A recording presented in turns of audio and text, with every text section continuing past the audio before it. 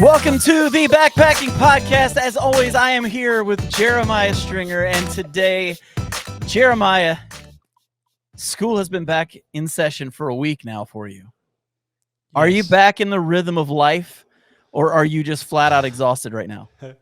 I am beat, but Are you? but it's good to have a routine, like during summer break, sleeping in and all that, I absolutely love. But on the flip side, like having a set time that you have to get up, it kind of holds you accountable, and it also gives your day a lot of structure. So, and they keep paying me. So that's on the bright side too. That really helps, the whole they pay me thing. That really helps. Yeah. So we were talking before we started this whole thing, and you were saying you just made a purchase, recent purchase. What did you just purchase, man? I got a brand new tent, and I have set it up one time, and it is freestanding. Freestand? Did you get the copper spur? No, I have to look it up. I can't remember what it's called. You bought a tent, you don't remember what it's called? Yeah, I don't know. I looked at it and I was like, yeah, that looks like it'd work, and read a couple of reviews, and I was like, yeah, let's try it. And if it doesn't work, where'd you get it from? It come from Cedar Summit. Ooh, oh, that's that new. Is that new tent of theirs? I don't know. Let me look on the. I think I was looking at that tent. I'm gonna get on online here, and I'm gonna look too, because I'm pretty sure like I saw that tent and I thought about looking at it. Now I'm just gonna get in yours and try it out. Well, the Telos. Did you get the Telos? Yeah, it's like Telos TR2. Yeah, dude. I looked at that tent. That's a nice tent. Oh, dude, I set that sucker up. I just set it up in the dining room the other day, and I was like, wow, this is super nice. I think it's made of sil poly or whatever that material is. It's similar to it. So yeah, that's the only, I guess, drawback. But it has a full-on rain fly. So even if my feet touch, I still shouldn't get like wet foot box or wet hood on my sleeping bag or anything like that. Yeah. Is it? Let me see. I'm looking at it right now. It's it's still poly. So still poly's not so bad. Like if it's still nylon, that's the one that sags so much is nylon. Still poly doesn't sag as much. So that's actually pretty good, man, for the fly. The floor, the bathtub floor is nylon, but that's not a big deal. Like it's the rain fly that you don't want to be made out of nylon. Yeah, because rain fly, if you get stuck in the rain for a while and it soaks in all that the water and is saggy, like I assume that'll be really heavy. Yeah. So that's pretty good, man. Still poly. That's a nice tent, man. I actually look at that. It's like about a 2-pound tent. No, it's heavy. It's heavy. I think like trail weight, if you take everything that it comes with, it's like 3 pounds 10 ounces. That's still not bad for a 2-person freestanding tent. That's not bad at all. Well, let me tell you a couple things about it, man. Yeah, it says 3 pounds 10.7 ounces packed weight. Yeah. Now I don't know how accurate that'll be for me, because I don't think that you necessarily have to have everything, but whoever designed this, kudos to them, dude. They thought so much stuff through. Like Bridget, I was like, Bridget, come hop in here. And she's like, wow, it's got this, it's got this, it's got this. She's like, they thought of everything. I was like, I don't know about everything, but they thought of a lot. Like I opened it up, and it comes with a bag for the tent poles. And right. I looked at it and I was like, what is the deal? And then it had these snaps on the roof of the tent on the inside, like up above you where there's mesh. And it was the same size. It said light bar on it, and it was the same size as the tent pole bag. And I was like, wow. And then I looked at the tent pole bag, and it has like an opaque white strip on it. And yeah, you can put a headlamp in there. Yeah, I was like, that is genius, and it just snaps up there. Yeah, I saw. Like I said, I was on REI the other day because I'm like you. I'm trying to find a tent because I am planning on going out west at some point soon, and I would like to get a tent to take out there because a lot of places they don't want you hanging hammocks. Yeah, and that was actually one of the ones I looked at. There's another one they have too. What is it called? Like the Alto. Have you heard about this one? I don't know. Can you put that on the screen? Yeah, it's a semi-freestanding tent. Let me see if I can pull this up. Let me pull some things off so I Semi-freestanding. don't drain all of the internet as we're trying to have a recording right now. Let me see here. Yeah, it's the same thing. It's that gray color, Uh-huh. and it's a pretty cool looking thing here. Let me pull this up. This is the Alto. Oh, that looks very, very similar to Yeah, the. it's not freestanding. It's semi-freestanding, so you still have to So stake it out. But what part I stakes?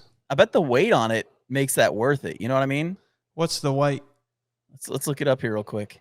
I think I looked at it, but it wasn't long enough for me or something. That's what you get for being tall, bro. I know. That's what you get. Yeah, this one, the packed weight is 2 pounds 15 ounces, so it's almost a pound less. Well, it's under a pound less than the other one, but that's lighter than like a copper spur, which is I think 3 pounds and 5 ounces. I was just looking at Yeah. that a second ago. Yeah, it weighs in at packed weight 3 pounds 2 ounces. I'm always willing to carry the weight if I'm going to be really comfortable. And somebody was commenting on one of my videos, if I remember right, and they were like, "Okay, it seems like you can either be comfortable while you're walking or comfortable at camp, or you can be semi-comfortable at both." And I'm more of a, when I get to camp, I want to relax, so I'm willing to carry the weight. And plus, my hammock set up where I got that double wall or the double layer hammock. Yeah, That makes the hammock pretty heavy. And then, where I'm a cold sleeper, a lot of times I'll take my 0 degree even in, well above freezing. And I'll stay toasty warm. So I'm carrying a lot of weight anyway. But I got that tent and I was checking out all the features and stuff. And it has 2 stuff sacks, one for the fly and one for like the tent body. Mm-hmm. And then it has a pouch on the outside of each.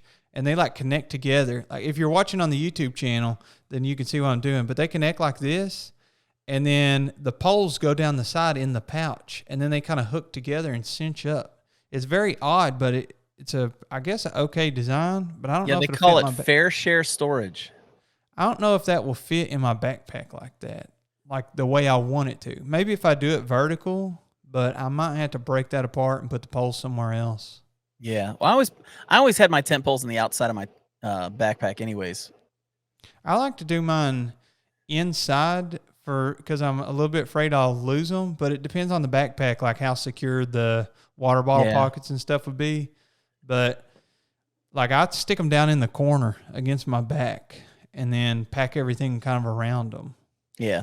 Well, anyway, I know, like I always did them on the outside. I had that ULA Ohm 2.0. And that was my backpack for almost 2 years. Actually, for over 2 years. It was about almost 2.5 years. And when I did the Sheltoe Trace, I could lash everything in, which is one of the things I love about it. You've got all the tensioning cords on the side. And just as a heads up, if you're listening online or you're watching online, and every time I talk, you hear like a little bit of a hiss, it is 88 degrees in my garage right now. I literally have one fan to my right that is blowing on me, and I've got a fan underneath my table that is blowing on my legs because it is hot up in here. And so please don't be offended at the sound quality of that. I promise.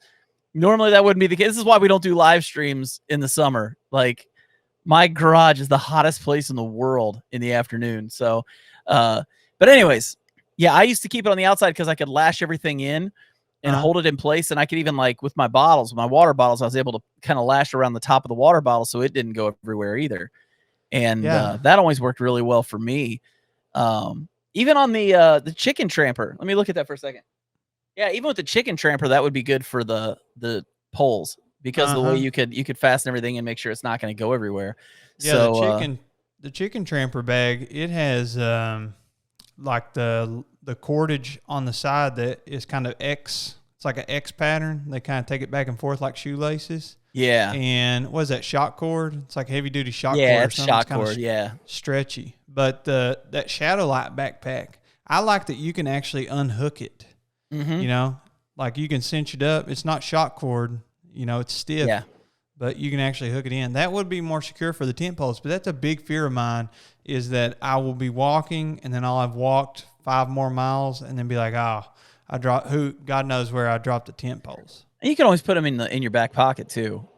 Not like of your pants, but of the I started backpack. to say, what? So we talked about this in one of our episodes not too long ago, how I think it is dumb that they call the pocket on the back of your backpack the front pocket, because it is the furthest thing from your front when you're backpacking. To me, that is a back pocket. We mentioned that in the video, and we got so many comments of people going, yeah, I agree with John on that. That is a back pocket. So I think we're going to reclaim that pocket, and we're going to name it for what it's supposed to be, and that is a back pocket. It is not a front pocket. Whoever called it, that is the back of your backpack. The front of your backpack goes up against your back, because when you're hiking, that's at the front, right? I mean, that logically makes sense to me. It makes sense. I've never understood it. I've had so much trouble with that. I refuse to succumb to the tyranny of other people and their desires to call that the front pocket. I will not do it anymore. It is now, from here on out, I will call it the back pocket, and I don't care if people get mad at me. You'll have to correct me. I'll probably still forget. No, man. Here's the thing. I'm also not going to declare that I have the tyranny of the back pocket either. I will not be that guy. But I will not have other people tell me I'm wrong. Jeremiah, this is my truth. Okay? This is my truth. That is a back pocket. Live it. Live that. Live that. I'm standing by it, man. I'm not backing down. It is confusing because whenever you said back pocket, I imagine the back pocket on my pants. That's why I said not on your jeans, on your actual backpack. So speaking of pockets, so on that tent, the stuff sacks, like I said, it comes with two. One's big, one's small. Yeah. But they both have snaps like right on the inside of the stuff sack. And inside the tent, a lot of tents, how they'll have like an extra layer of sewn in mesh so you can like slide, whatever you want in there, your phone or keys or wallet or anything storage wise.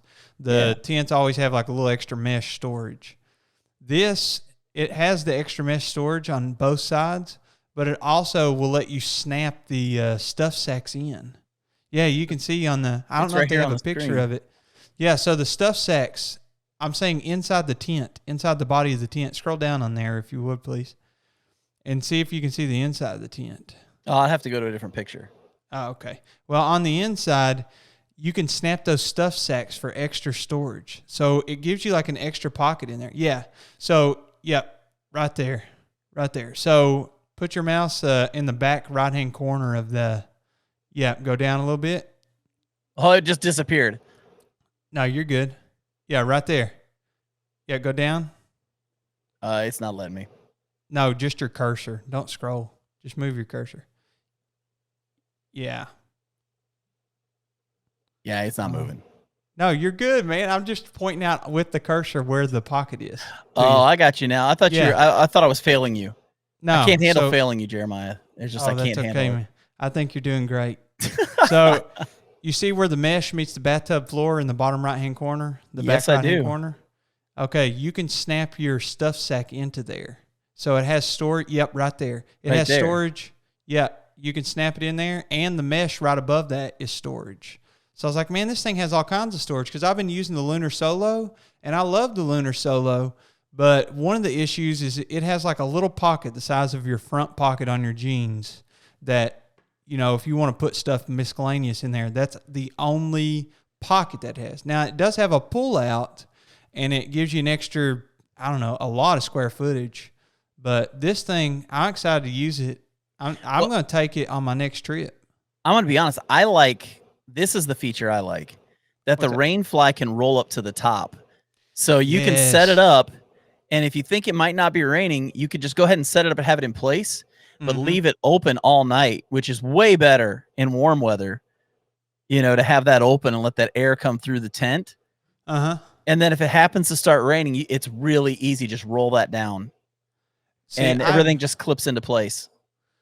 I've never seen this before, but whenever you attach the rain fly, so you put the poles in the tent body, right? Mm-hmm. Like usually there's grommets, and this one has like a special grommet. And then the rain fly has a grommet as well, but it's not like you think. It's not like you have to stick the pole through the grommet. it's almost like a wrench. You like stick it on there and turn it. Yes. Yeah. I've got a Sea to Summit tent that does that. Or not Yeah. Sea to Summit. I'm sorry. A Sierra Designs tent that does that. So that must be the same design, but I've never seen that before. And it shows, like, obviously, since I haven't used it yet, I haven't tried out all the different ways to use the Rainfly. But that's what I like about the hammock. You know, you put up a tarp, and then if you have like snake skins, or you can do like half a tarp, you can still see the sky and everything. Oh, here we go. There's the light. Yeah, you got the light bar. So you attach that at the top. And then one other thing on that Rainfly, and you can set it up. That's what I was talking about. See, why doesn't every tent? For the people who are listening right now, if you want to see these are on the video on YouTube. So the video goes up the same day as the audio, so you can check that out and see what that's all about. But it's pretty cool. So the Rainfly, you can set it up with the poles and no inner. Yes. So in the wintertime, if you wanted to, you could leave the body and just take the fly. And that's what I liked is you could do like a porch mode and set it up and hang out under there. Now, I don't know how much space you're actually going to have. Yeah. But for the people it looks like you could fit a couple chairs under it. Yeah. For the people listening, if you imagine setting your tent up and then sticking your trekking poles under one side of it, that's kind of how much volume you'd have to just hang out under. If it's raining and you just real quick want to make a shelter, you know, like you're in the middle of a hike and like say you're hiking in an open area and a storm starts and you can't get in, there's no trees, there's no place to get under. I mean, as long as it's not thunderstorms. Yeah, as long as it's not too windy. I'd say that's really bad for wind. Yeah, there's a good shot of it right there. That's exactly what I was talking about, though. Maybe if you just want to eat lunch and you want shade because you're out in the sun. I mean, come on, that's a great option right there. Yeah, you know, whenever we were backpacking in Colorado, we need to get sponsored by Sea to Summit. I'm throwing that out there. Yeah, this is all free advertising for them just because I got the tent. But yeah, when we were backpacking in Colorado, it was me and backpacking with Jason, Tim Watson, Serial Photog, and let's see, Josh. What's Josh his Harrod? YouTube? Josh Harrod. Yeah, Karate Josh, I think, is his YouTube. But I could be completely wrong. Josh Harrod Outdoors. Josh Harrod Outdoors. Yeah, sorry. We just call him Karate Josh. Yeah. Anyway, whenever we were in Colorado, we got hit by a hailstorm.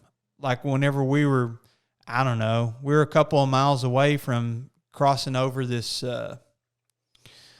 this pass. And the storms were rolling in. They roll in at like noon or 1 o'clock every day. And then it started hailing on us, and we were like, thank God we had tarps because we were able to put up a tarp between two trees and all just like huddle under there. You know, you can get in pretty sketchy, dangerous situations. Oh yeah, easily. Now there's a picture over here that shows it on the side of the fly setup with just a footprint underneath it, but it's not showing it on these side pictures, so I can't really blow it up to let people see. But this is the thing I like about these as opposed to trekking pole tents. You got no trekking pole in your way when you're trying to get in your door. And it has two doors. I don't want the one door where you have to crawl in. Yeah. Yeah, I hate the doggy door. We've talked about this before. Like, I hate the doggy door. That got a lot of comments too, by the way. I had other people saying, I hate that too, man. Like, I don't like it at all. I can't remember who it was. It might have been Dixie, who she said on one of her videos, she had the Fly Creek, which is the one I have. And the thing she hated the most about it was the doggy door, like the going in through the front. Oh, yeah. I had one trip that I took a tarp tent. And tarp tent, they make good stuff. But I took their solo person, the bivvy. Yeah. And it's not called a bivvy. I don't remember what it was, but it's basically a bivvy. And it had two poles, and they were just made like half a loop at each end for you to crawl in. Yep. And you just snake it out, and that's what holds them out. Tension holds them out. Yep. Tension on each side. Or it may have been a pole in the middle. I can't remember. It's been a few years. But point being, I crawled in there, and I was like, man, this is tight. And it's probably about as tight as the Lunar Solo I've been using without the extra storage space from the pullout. But it's just felt claustrophobic. I couldn't sit up, and I like laid there. And if you're trapped in the rain or something, man, that would be awful. Not even be able to sit up. Yeah. It's funny though that that's the tent you got, because I was literally looking at the other one, like the Alto. I mean, I'm not even kidding you. Just the other day, I saw the Alto, and I'm like, dude, that is perfect for me. Now Because what? it's not quite as heavy as it's about a pound less than yours. Yeah. I mean, the packed weight is 2 pounds 15 ounces, so it's still under 3 pounds. So I mean, it's still heavy compared to like trekking pole tents and Dyneema tents, but I mean, you got a 43-inch peak height, 42.5-inch. It's 84.5 inches long and 53 inches wide at the head end. I mean, it's definitely, I don't think it's a 2-person tent, even though it says it's a 2-person tent. Because it's only 38 inches wide on the bottom end. So if you're not using mummy bags, you can't fit 2 decent sized bags in there. If they're 20 inches wide, they're too wide for the foot end of the tent. Yeah, for them both So to fit. Plus, you'd be laying up against the tent. yeah, and it's just not, that's no fun. I wish that we could like rebrand the standard of what a 2-person tent is, because we're a 1-person tent is like, hey, this is super tight, and a 2-person tent, some 2-person tents, they are actually 2-person tent. Like if you had 2 people that were not my size, they could, if they wanted to, share a duplex. Because I thru hiked, and whenever I was on the long trail, I thru hiked, and there was another couple, and they had a duplex, and they shared it the whole trail. So yeah. I just don't know. That's not a problem that we're going to be able to fix, but I guess we can at least educate if people don't know that 2-person is usually not 2-person. Like Bridget and I, we take a 3-person. Yeah. What I don't understand is they've got the TR2 Plus, which is another version of that same tent. But you would think if it was a Plus, it'd be a little bit bigger. It's not. It's the same size. Does it just come with the footprint? Because mine didn't. No, I don't think it comes with a footprint. I'm not sure why it's a Plus. It says maximum livability. Maybe it's because the walls hold up straighter on the sides or something. I don't know. Could be made of something else. Yeah, maybe. All I know is it's not a 2-person tent. Like, there's no chance. And 1-person tents that don't have good vestibules are barely 1-person tents, I think. Yeah, I agree with you. Because you got to have. It's just, especially if you're through hiking, where you're going to be multiple days in a row, like weeks on the trail. You're just going to have everything with you, and your stuff's just going to get worse smelling and grosser as you go along. You're not going to want to put it in your tent sometimes until you've been in town, you've had a chance to clean things off and everything. So I don't know. I'm not a big fan of the way they consider them 2-person and 1-person. I know it's based on your traditional mummy sleeping pads, where it's big on the front end and small on the foot end. And I'm honestly not a big fan of the mummy style sleeping pack, but of course, not either. Nothing is black and white when it comes to backpacking, though. So you basically tailor your gear to your needs. It's totally black and white. We're right and they're wrong. Is that how it works? That's how it works, dude. Come on, man. We have the podcast. They don't. That makes these are words coming out of John's mouth. He's entitled, self-righteous. Listen. Is this one of those the opinions expressed in this podcast do not represent the backpacking podcast as a whole? Yeah, where's the disclaimer at here? we're 2 separate human beings here. Oh man. Come on, dude. Go with me. Roll with me, bro. Roll with me. So that other one that you're looking at, the Altos? Yeah. Does that one have a vent on the Rainfly? Does it have a vent on the rain? Yes. Okay. Yeah. It said that. So this other one, what's it called? The Telos? The Telos? Yeah. So it says that you can access the Rainfly, the vent on it. So basically you got a Rainfly, and then it has like stiff sticks in there that hold up part of the Rainfly so that are they wooden sticks? Open. I don't know what they're made of, but I'm pretty sure it's some kind of plastic. Ah, nice. So it says that you can access that from inside the tent, but unless you're a contortionist, I'm not really sure how that works. Well, I could see how it works. You just have to open your door, and you could probably just reach in above and adjust it. I tried, and I don't know. Maybe it's my lack of shoulder mobility. But you Yeah, would think. we need to start working out, man. Yeah, I have Gotta been do our working stretching on. exercises. I've been doing a lot of stretching for the shoulder stuff. I've had a lot of shoulder pain in the last few weeks. Really? Yeah, I got it diagnosed too. That's not good, bro. Yeah, it'll be okay though. I'm almost back to 100%. By the time backpacking season rolls around, I'm ready to go full throttle because it's just been way too hot where we live. But it's almost been the way fall too now. hot. Yeah. So you got football season and backpacking season. Same So time.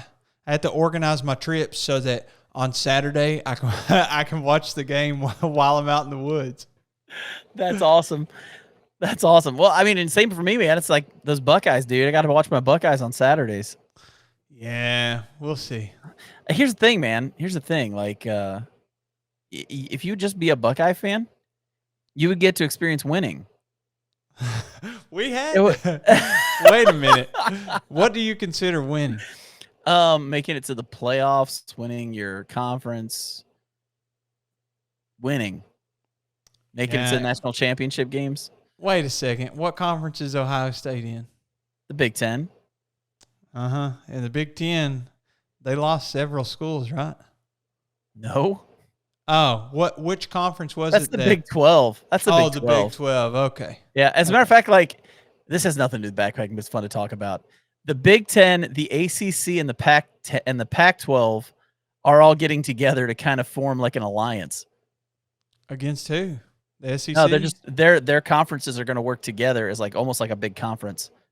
Ah, well, hopefully at the end of the day that equals better gains for the fans. I hope so. The big thing was, this is interesting. The provost from Penn State, he was saying, yeah, this is going to make more money for TV revenue. It's going to get more competitive sports, blah, blah, blah. But he goes, but the crazy thing is, it's actually on an academic level. Mm-hmm. It's going to bring up everybody's game because we'll have active sharing between all of those schools for academic resources. So that'll be pretty cool because there's backpacking classes in the Pac-12 at those schools. And if they could turn around and influence the schools out this way, I mean, we're just going to add to the education of backpacking in the United States. Do you think that if you were the backpacking teacher and like your full-time profession was, imagine you were a physics teacher, right? So you have a full class load, and then you have like office hours, and you have all the stuff that goes along with that full-time professor job. Yeah. Okay, let's switch out all the physics and substitute backpacking. Some people do this. I know Devin from Backcountry Exposure. He taught backpacking for a university. Do you think that you'd burn out? He never did. Well, he's not teaching it right now, I don't think. And I don't think it's because of burnout, but he wasn't full-time. Hey, my only job is like, instead of a physics professor, I'm a backpacking professor. I think I would enjoy it personally. Yeah, for me, because I like teaching. Oh, I love teaching. And you love teaching. You do it for a living too. So it's like, what you and I both do, it's on different levels and in different areas of the world or areas, that we teach in, but we both teach. I mean, it's what we do, If I got to teach on backpacking, heck yeah, that'd be fun. Yeah, but I don't think that I could teach backpacking and do a backpacking YouTube channel and a backpacking podcast, because I think that you have to have hobbies. Like, I can't get off work from teaching math all day. That's what your motorcycle is for. Oh, motorcycle. I like that. See, that's what I'm here for, man. That's what I'm here for. I enrich your life is what this comes down to. I enrich your life. Speaking of bikes, dude, speaking of bikes, I just got something new. Oh, yeah? I just got an electric bike. I just got one. And you, Dan Becker, Ben from Hilltop Ben McMillan. Dude, but here's the thing. I have to use no gas. It cost me maybe 85 cents to recharge this thing. Yeah. and it gets 60 miles on a charge. Yeah. How fast does it go? With the motor, like if it's just the motor run, it's like 28 miles an hour. Downhill. No, I'd just be going straight. 28, that's pretty Downhill, fast. you could probably get it well over 35, 40. You could get it over 30 miles probably going downhill. Yeah, that's almost, well, I started to say almost as fast as a moped, but I think those like top out at 45. Yeah, and they use gas. Know, man. So Fossil there's a fuels, lot. dude. I'm saving the planet, man. Hold on a second. I'm gonna virtue signal you right now. You can virtue signal me. you can virtue signal me all you want, but where's that electricity coming from? Probably coal. Oh yeah, you gotta support those people. Don't fossil fuel me with your coal use recharging your bike. While have you ever been to Winchester? Oh yeah. My energy always comes from that solar farm. That's the only place where my energy comes from. Oh, all the solar panels. That's the only place where my energy comes from. I ask that only my energy comes from there. I will say that, yeah, nobody believes you. I don't believe me on that one. So there's a lot of positives when it comes to these e-bikes. And I see like people go camping and they ride them around, and that's super cool. I've seen Dan do that because he does like a lot of the RVing and that kind of stuff too. Yeah, yeah. So I think that's super cool. So you're saving money out the wazoo for real. It's much cheaper than like buying a vehicle, or like in my case, you would use a motorcycle over the e-bike. You know, you don't have maintenance. Yeah. You don't have to change the oil. You don't have to worry about buying gas. You don't have to, like the tires, I'm sure you're not going to have to worry about replacing them with. It's it's minimal upkeep. I mean, you definitely want to keep up with it. But here, the downfalls are you don't really want to ride an e-bike through rain. No, nor a motorcycle. It's like not. That. It's not great. No, it's not a good idea. Not only that, but like for me, it's just it's an opportunity when I go to work, I can do it outdoors. Yes. And I live in Kentucky where every street is on a hill. Yeah. So I don't want to get to work after riding. I used to ride my bike to work. And how far is work? Like it's a couple miles. It's like a couple miles. It's not a real long ride or anything, but it's all hill. Like it's literally an uphill to the street that I go on to get in the church parking lot. Yeah. And I would show up to work covered in sweat. And I don't want to start my day off like that. You know what I mean? Like it'll be nice having an assistance with going up that hill to where it's doing most of the work for me. Like I know it sounds like cheating, but it's like, but I like the idea that I'm going to be able to get outside and not show up to work sweating like a stuck pig. You know what I mean? Well, yeah, definitely, man. I rode a bike to work today. Yeah. But it was gasoline powered. I would ride the e-bikes, and there was a company that offered to send me one, but they wanted me to make a video about it, and I would be fine with that, but I just didn't want to. So I turned down the e-bike. Bro, I'm not judging you. Yeah. Publicly, I'm not judging you. But in private, we get off this thing. I'm totally gonna judge you. So I'm kidding. I'm losing sleep tonight. I can tell you're so upset about that right now. But I think that is two different universes on the motorcycle versus the e-bike. Yeah, the motorcycle. You're not going to take the e-bike for a 150-mile ride. You might if you're. Let's see who is. Yeah, but you'd have to stop it and recharge it, and wait for it to recharge, which is going to take like an hour or two, and then get back on it, ride another 60 miles, stop, recharge it, and then ride the last 30 miles. Like it's just not. It's not reasonable. Like the bike I've got is it's even called a commuter bike. Like the only purpose of this bike is to ride around town and get to work. That's really the purpose of the bike. I could see. Well, first of all, you sound like a Tesla driver that's taking a road trip. You know, you have to stop every 300 or 400 miles, recharge for an hour. I drive a pickup truck. I have to stop every 300 or 400 miles anyways. That doesn't. Yeah. That's not really a big change for me. Now, but the pickup truck, you just put gas in and then keep driving. The Teslas, though, you have to wait. Oh, for it to charge, yeah. Yeah, you got to wait on it to charge. Even those superchargers, I think it takes like 20 minutes or so to get back up to 80%. That's why you see a lot of those near restaurants. Oh yeah, that's a good idea. I would be honest, if I owned a restaurant Uh-huh. that like a popular restaurant, I would put superchargers out in front of my restaurant. Oh, me too. And everything else would be extra bougie. Yeah, it Everything. just I mean, think about it. Like everybody who that's what you want. If you're driving one of those, Mm-hmm. you need something to do for 20 minutes. So why not stop for lunch or dinner and just let your Or a car charge while you're eating? coffee shop. That would be another good Yeah. option. I And actually go I ahead. think it's going to be the thing. I think that's going to happen. I think you're just going to see people like real like there may be somebody listening right now who's a business owner going, "Oh my gosh, why have I not done that?" You know, like and they're going to go get some of these superchargers and they're going to use them cuz you have to pay to use them. It's not like you get free electric.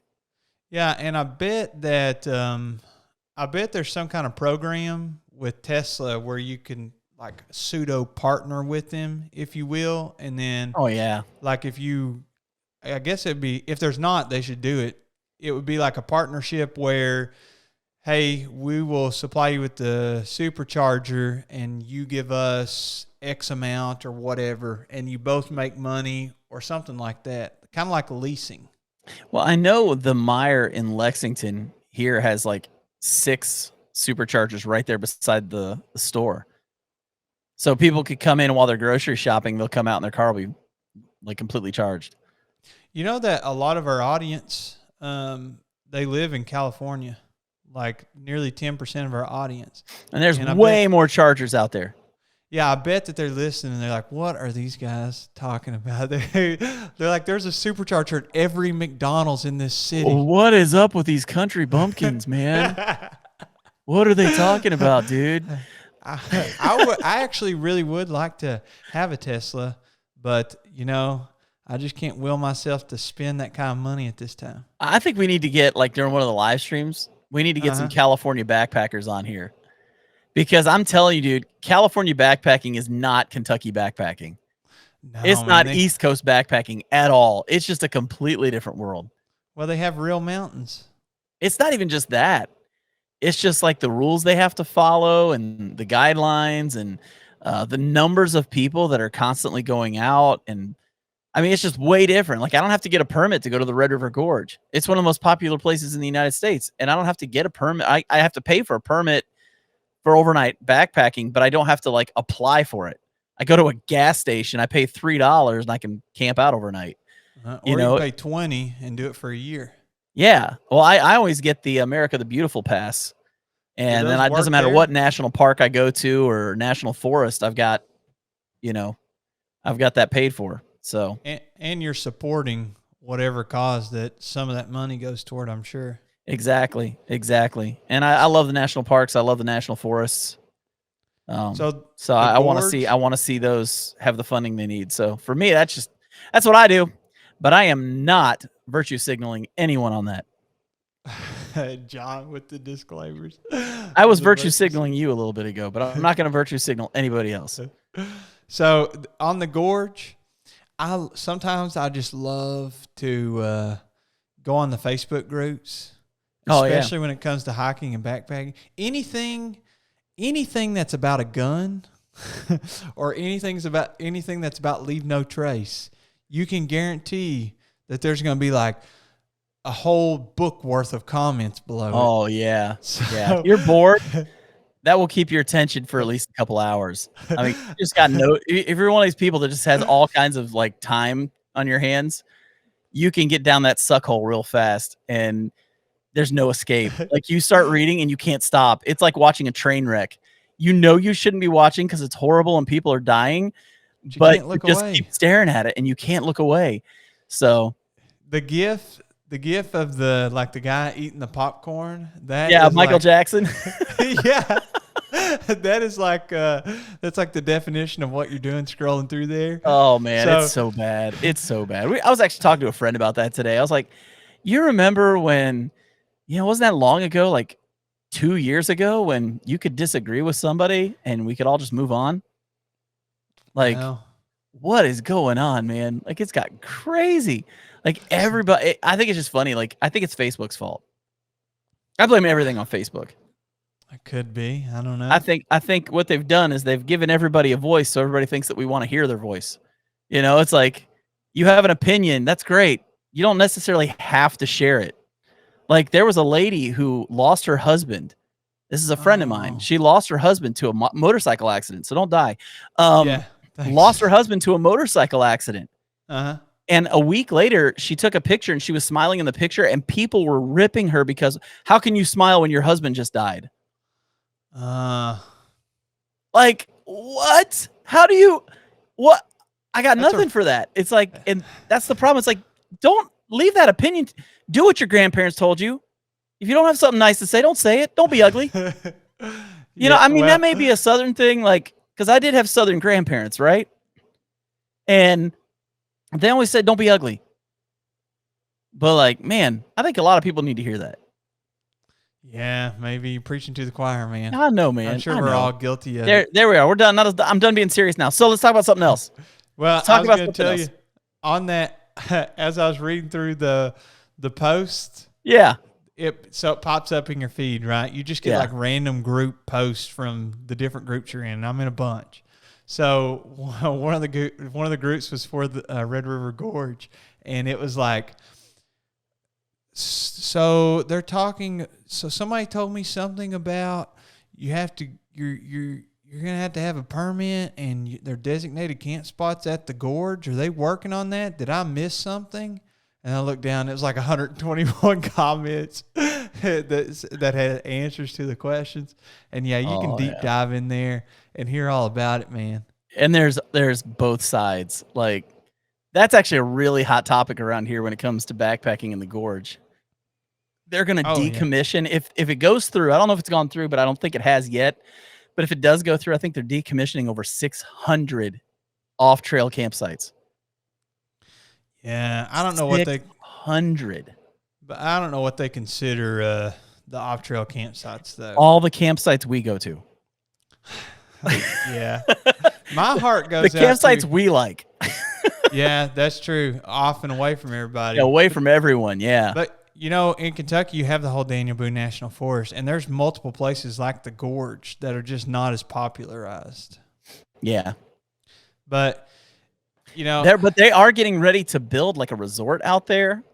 yeah, And they're bringing in more attention to it. And I think that's kind of the fear, is that if they bring more attention, if there's not stricter boundaries mm-hmm. for the gorge, it's going to get crazy and it's going to get ugly.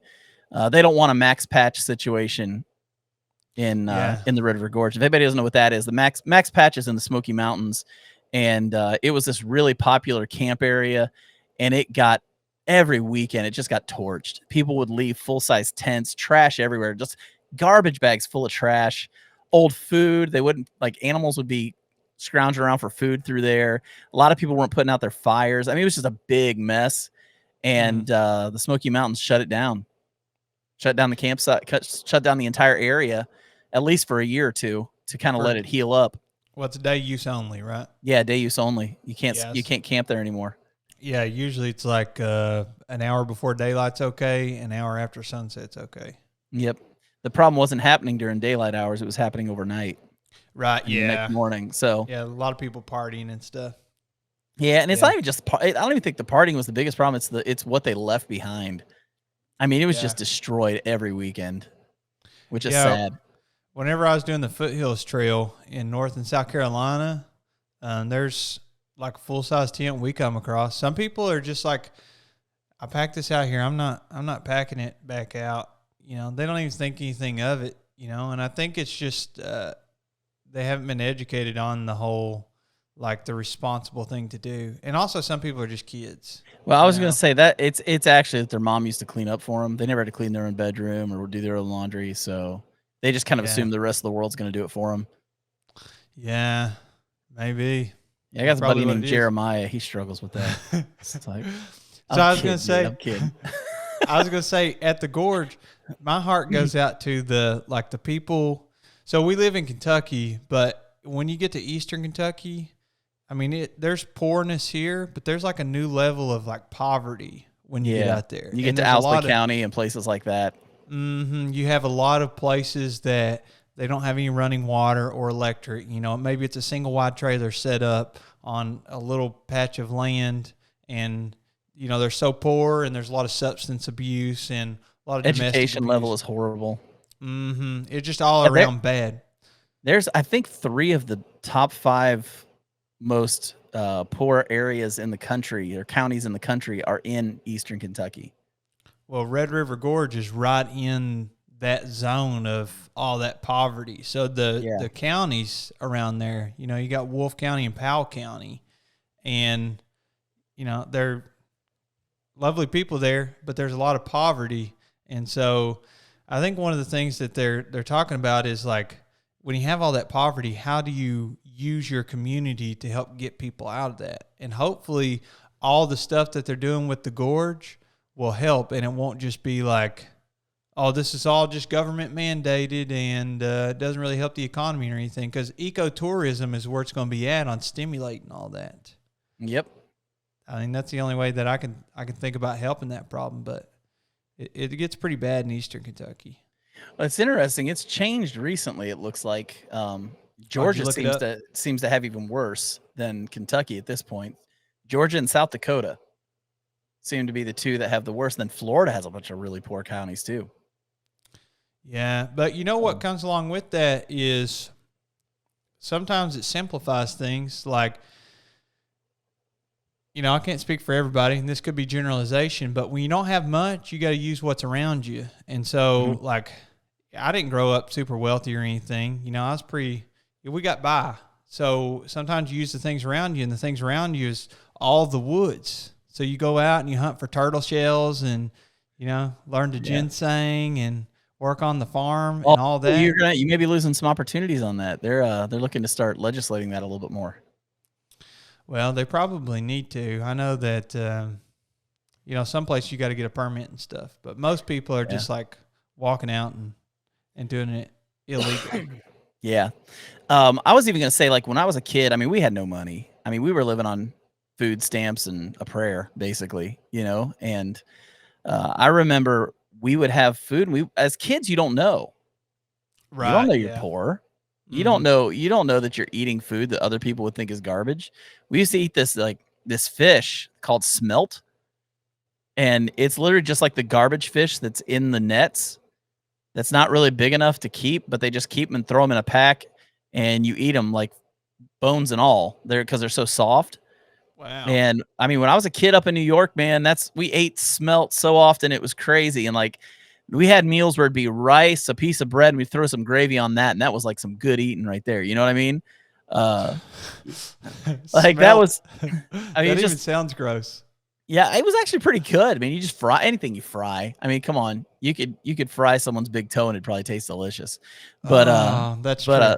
But smell. I mean, we had. You don't know. When I was a kid, I thought that was good stuff. I thought that was big stuff. And as I got older, I started to realize we were dirt poor. Like, we had nothing growing up. I was in Cub Scouts and Boy Scouts up in New York, and I don't know how my parents afforded it, because we couldn't afford anything, but somehow they made it work so that I could do those things when I was a kid. Did you ever have round steak? Yes, we did. Oh, take you some lard, throw it in a cast iron skillet, fry you up some bologna. Oh, yep. Fried. I actually had fried bologna the other day for breakfast. Yeah, it's not bad. That's good food. I don't care what anybody says. Spam sandwiches, man. I'm telling you, when I was a kid, it was spam. You could slice up some spam, fry it up on either side, a little bit of mayonnaise and a big piece of cheese, and it was heaven, man. I thought that was the greatest thing in the world. I thought it was actual ham because I was a kid.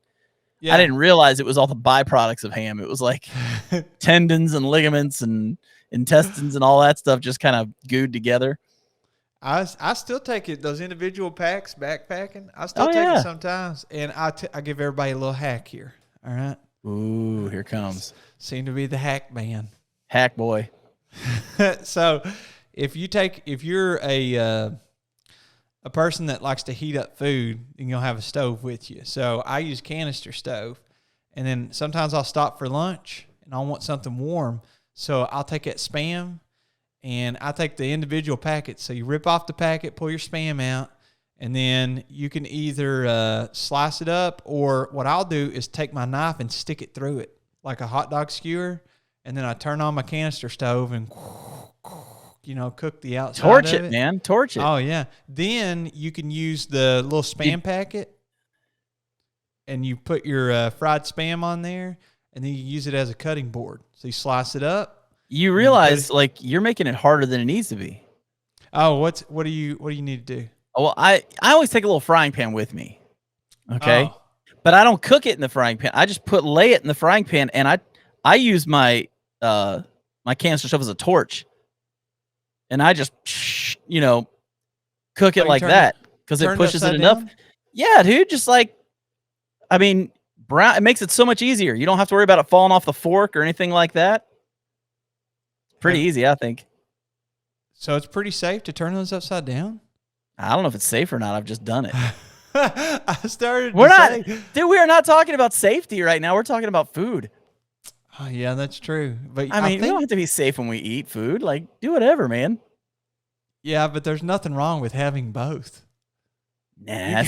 What's the fun in that, man? What is the fun in that? Did you see Jason's latest video?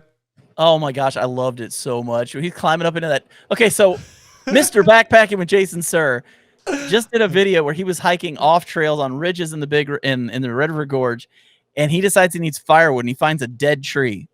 So what does the average person do when they see a dead tree? They shake it, they push it over, they'll cut limbs off of it. Not Jason. No, not Mr. Backpacking with Jason Sir. He climbs a dead tree on a cliff. Mind you, it's on a cliff and cuts the top end off of it. I mean, it was great. Oh, it was hilarious. I'm dying because I'm watching it going, oh, please don't fall, Jason. You're my friend. I don't want to see you die. But, I mean, he's up there, and you could see the tree is, like, shaking from him being on it. And you could tell he's starting to second-guess himself a little bit at one point. Yeah. Because he kind of gets a look. And he kind of looks at the tree and it shakes and he kind of gets big-eyed and you're like, this is it. This is Jason's last video. He had his friend. I'll bet you Dot's the one that did this video. Matt, I think, was recording it, and you could hear Matt in the background. All right, that's enough. You can push it off. So here's the thing. We talk about Jason a lot on here, and the reason we talk about Jason a lot is because we really like Jason. He's such a good friend of ours. But if you just want to see someone who loves being outside, like genuinely loves being outside, whether it's kayaking, camping, backpacking, hiking, whatever it is, dude loves to be outside.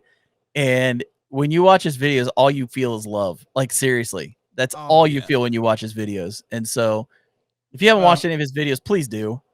He grew up, just like we were talking, and you just like pretty much use the woods and, you learn stuff and you get out there and you have fun. I think that he started, he said before, with like the hobo style.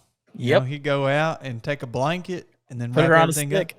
Yep. Put all your stuff in the blanket, put it on a stick, and just carry it behind you. Yeah, he said they just called it play in the woods. That's it, man. That's all it was. Yeah. You just go out there and play. I mean, when I was young, we lived in when we moved to Ohio from New York, we had a subdivision, but behind our subdivision was just woods. Acres and acres and acres of woods. And so, man, we'd go back there all the time and we'd explore and we'd make forts and we'd do all this stuff. And then you'd go past the woods and there'd be 2 fishing ponds and tons of catfish. And we'd just go fishing all the time, like constantly. And I told my wife, we're probably going to buy a new house in the fall. I was like, if we could find a house that backs up to some woods or if we can have a pond or something, I was just like, I want that so bad. Oh, yeah. I want that so bad. In our woods, now I was a mean little kid. All right, so mind you, were you bigger than everybody? I don't know. I was fatter than everybody. I don't know if I was bigger than everybody, but I remember I'd go into the woods. Me and my friends would find bottles and bust them on concrete blocks. That's funny. Yeah, it's terrible. Terrible, I'm sure, for the environment. But, when you're running around, you're a little kid. You don't know any better. You don't know about the environment. The funnest thing was to take a 48-inch fluorescent bulb and bust those because they explode everywhere. They go everywhere. You see the vapor and all that. Thinking back, I probably helped quite a bit with the greenhouse gases there. Okay, okay, I told you about the 2 ponds that were back through the woods. Well, there was also a bridge over by the road because it was like the 2 ponds, then you had the road behind that, and there's a bridge you had to go over. And under the bridge, we would go fishing there sometimes because people would dump stuff in there. And so we would catch the mutant fish in there with like 4 eyes and like the pale white crawfish, and like it was the weird stuff. Like the mutant stuff was there. Like this would have been stuff out of a Marvel magazine or a Marvel comic book. It would have been like, but we would go in there and catch that stuff just so we could catch it and then bring it home and freak my mom out. Wow, you were catching fish that had like more than 2 eyes? Oh, they were weird looking. Some of them would have, there was one I caught that had both fins on one side. Oh my gosh. Yeah, and the water was oily. Like you could see the oil in the water and the junk in the water and trash and everything like that. So, dude, yeah, that's what happens. So this is why Leave No Trace is so important. You're going to make mutant fish. Luckily, these were tiny mutant fish, but imagine if those mutant fish grew to giant sizes and could eat you. You must have done a lot of bank fishing there. Oh, yeah. Yeah, we did. Like, I mean, you're talking like we started out, with a bobber and a worm, and then eventually worked up to lures and stuff like that, and then started fishing for catfish. That was always fun because catfish are just brutal. Yeah, Jason and I, we took this kayaking trip and stayed on this island and stuff. And I guess we both kind of decided that we stink at fishing because neither of us could get a bite. And Jason was like, "Man, when I was a kid, I used to be great at fishing. I don't know what happened." We'll just have to go sometime, man. Oh yeah, I'll show you everything I know. We need to take a day. You need to come down here. We can fish Cumberland. Dude, I'd be all about that. It'd have to be early in the morning though if we're gonna fish Cumberland. Yeah, or you can do night fishing. Yeah, we could do that. I mean, that would be fun. Yeah, I like if you have bass boat and it has the black lights. You yeah, have the man. Fluorescent line. That would be fun. I would be all about it. Oh, definitely. And if you're super good, you can enter a tournament and you can win us some money. Oh, okay. And so that's how we're ending today. Let's wrap this Jeremiah and I are going to win a bass fishing tournament. That is it. But I'm going to tell you something. I'm kind of playing around with my YouTube channel, Jeremiah. Mm-hmm. I'm thinking about introducing just outdoor stuff. Yeah. I'm getting ready. I'm going to put a poll up on my channel just to see what people think of not just doing backpacking, but maybe just doing some outdoor stuff in general. Yeah. Like when I go deer hunting this year, just kind of like, should I do video of that? Put that out there and let people see it. For some people, they're going to be like, I hate you because you're killing Bambi. And other people are going to be like, dude, you're going to feed your family for like a year, So it'll be interesting to see how that's thought of. Maybe doing some kayaking. Who knows? Just doing outdoor stuff. Maybe try one video a month. It can be whatever you want when it comes to the outdoors. I mean, it is my channel. I can do what I want, right? That's right. That's right. So with that said, Jeremiah, is there anything else you got to say before we get off of here? Well, I'm glad I got to tell you about my tent. I can't wait to take it to the woods. I want to be out there when you use it because I want to see that tent because I actually looked at it online last week. Oh, you get in there. You'll fall in love with it, man. I probably will. Yeah. Are you going to bring 2 tents just to be safe? That is only for you, buddy. Oh, with that said, thank you so much, everybody, for tuning into the Backpacking Podcast. As always, I'm here with Jeremiah. We will catch you guys on the next go-around. Adios.